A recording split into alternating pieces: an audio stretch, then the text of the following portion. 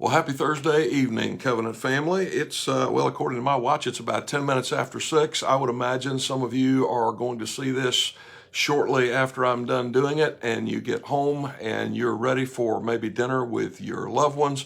Hope you're preparing for a great weekend, and I'm just reminding you, don't miss this coming Sunday. So I want to talk a little bit about our message this Sunday, and then I want to mention several activities that we would want you to be aware of and be involved in if you can. We're going to be back in Revelation starting this coming Sunday. We've already covered this. We've already talked about the fact that Revelation covers series of 7. So we've seen 7 seals broken. We've seen 7 trumpets blown.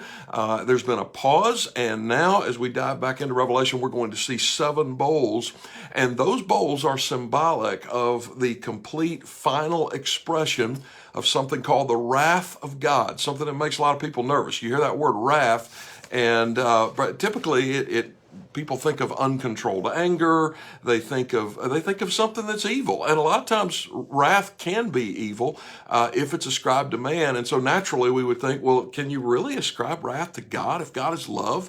What does the wrath of God mean? And so we're going to delve into that subject in Revelation this coming week. And one of the things we're going to learn, just give you a kind of an advanced preview of this, is that when it comes to subjects like this, very difficult subjects around things like wrath, don't treat God like he's other people. Okay? And so when we see that wrath can be used for evil, for violence, for all kinds of things, none of those evil intentions should be ascribed to God. And we're going to break that up on Sunday and unpack those concepts and talk about them and hopefully understand a lot more about the God who created us and loved us enough to send Jesus so that we could be delivered from that wrath. I really look forward to bringing this message to you. 9 o'clock, 11 o'clock. Don't forget to spring forward.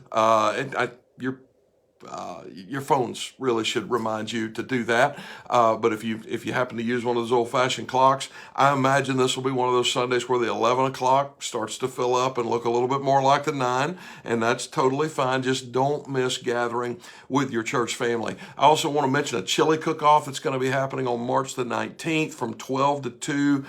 That is a local veterans benefit here on campus, and it's sponsored by His Stripes, which is our ministry to veterans. And it's led by John Athey, one of our dear brothers here at Covenant, who also himself is a veteran. And then finally, Cold Weather Shelter is March 26th to April 2nd. And we need some folks who are willing to invest some time in our homeless neighbors that we will be housing during that week. And so if you will look above, not down in the thread, but actually above the subject line of this video, you're going to see the signups for all of those events here in just a moment.